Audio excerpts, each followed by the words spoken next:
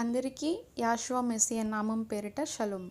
ఈ వారం 21వ పర్ష కీతీసా అనగా మీరు తీసుకున్నప్పుడు అని అర్థం.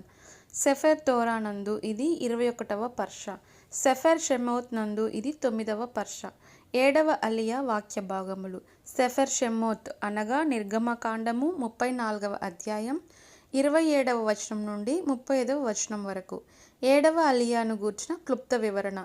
మోషే రెండవసారి 10 ఆజ్ఞల పలకలతో సీనాయి పర్వతం మీద నుంచి దిగుతారు మరియు అతనికి తెలియకుండానే అతని ముఖం నుండి కాంతి కిరణాలు ప్రసరిస్తున్నాయి. అహరోను మరియు ప్రజలు మొదట్లో అతనికి భయపడ్డారు. మోషే తాను పర్వతంపై అధ్యయనం చేసిన తోరాను ప్రజలకు బోధిస్తారు. ఆ సమయం నుండి మోషే తన ముఖం మీద ముసుగు ధరిస్తారు.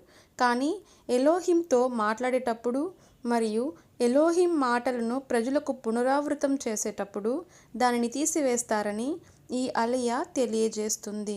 అందరికీ షలోమ్ లెహిత్రోత్.